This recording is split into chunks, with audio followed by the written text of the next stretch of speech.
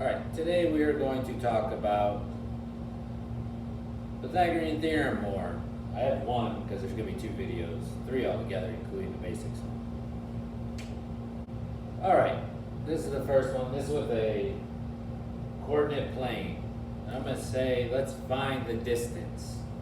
Or first, show me an equation that's equal to the hypotenuse, or something like that. So if you're looking for the distance between, so let's say this point is 1, 2, 3, 4, 5, 6. So this is 2, 6. All right, and this point right here is 1, 2, 3, 4, 5, 2, so 5, 2. All right, and I want to know the distance between 2, 6, and 5, 2. All right? The distance between them is the hypotenuse. But we can already find the legs here. All right? So I know what my first leg is 1, 2, 3, 4. So I know this side is 4. 1, 2, 3. I know that side is 3. Now we're going to use the Pythagorean theorem.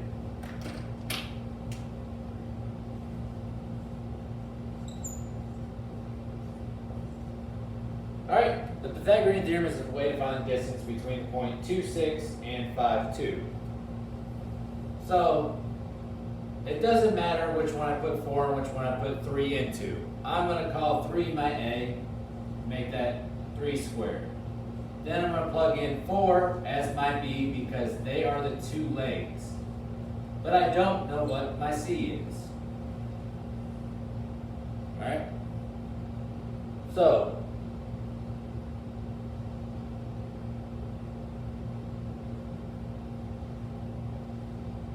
before I do the whole thing, one way of looking at this is I can square root both sides. If I just say, what's the equation for just C, this would be it. All right? It's really not that hard, all right? That's not how I do it. I'm just showing you a different way. If they do ask you for it, that's how it is when you solve for C. But I'm going to do it a different way because I don't like that. I like combining my like terms on one side first. So 3 squared is 9, 4 squared is 16, 9 plus 16 is 25. So 25 equals C squared. Now I get my C alone. C equals 5. So this side is 5 units long.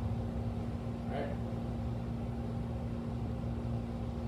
There you go. That's how you use a coordinate plane, if it's ever drawn on it. Right? How I showed you is how it might look sometimes if they ask you for it. Now we're going to do a couple more examples. Alrighty, example number 2. So now we're going to find it just if we have points. So I have points -5, 7, and 4, 5. I've already graphed them, but I don't know if you can see them. I have to load this up in a lower quality. So sometimes stuff gets a little bit blurry, and my voice actually goes down. That's why I try to talk real loud right now.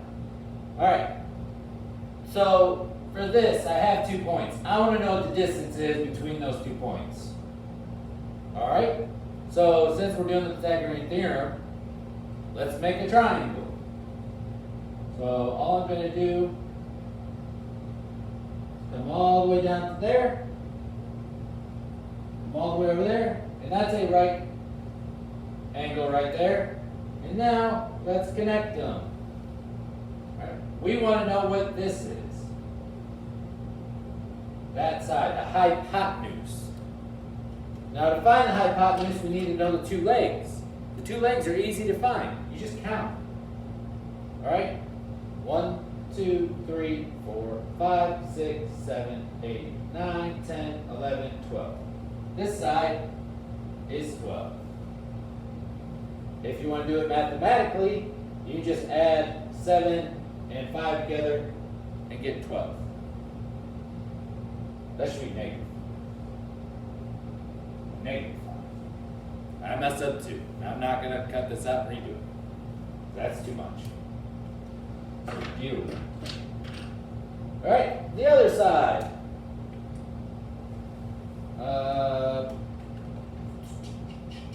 this one, 1, 2, 3, 4, 5, 6, 7, 8, 9.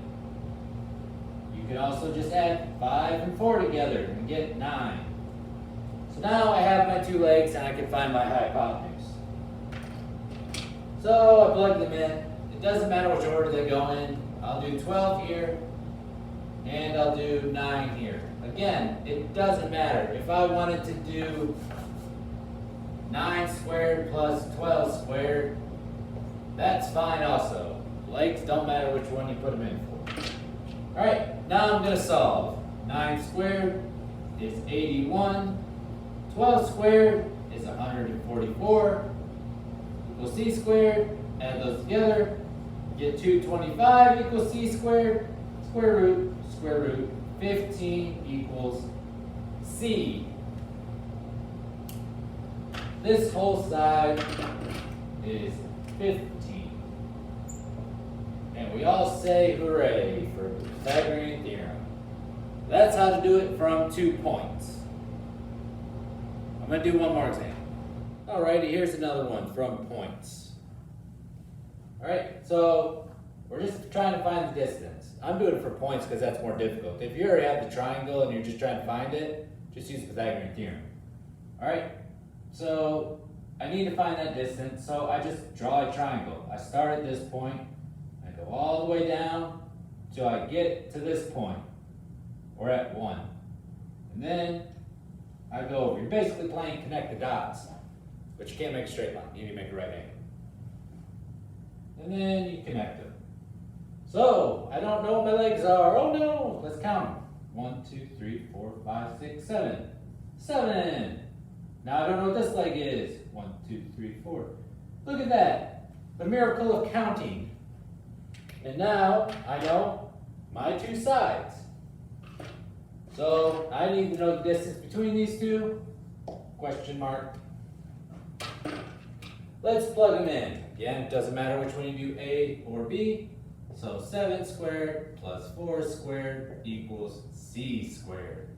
7 squared is 49 plus 16 equals c squared. That equals 15. 65 equals c squared.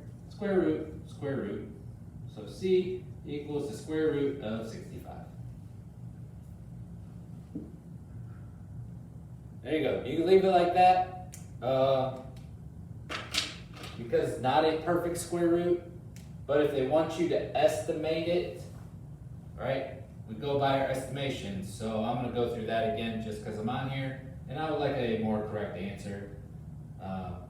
So 65 is in between the square root of 64, which is 8, and the square root of 81, which is 9.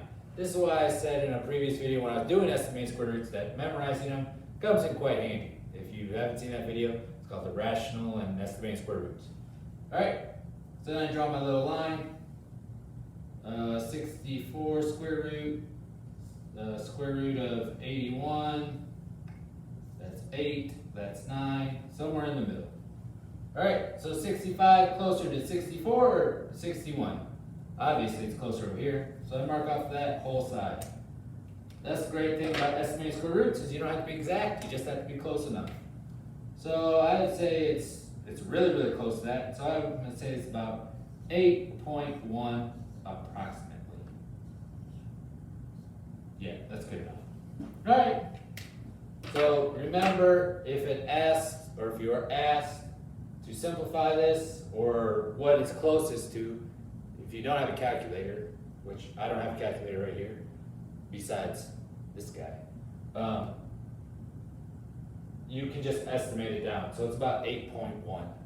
I don't know what it actually is, but that's approximate. If they want you to round it, just say 8. All right, and that is how you find the Pythagorean theorem on a coordinate plane using points, if they ask you the distance between 2 points. I hope this helped then. Good luck.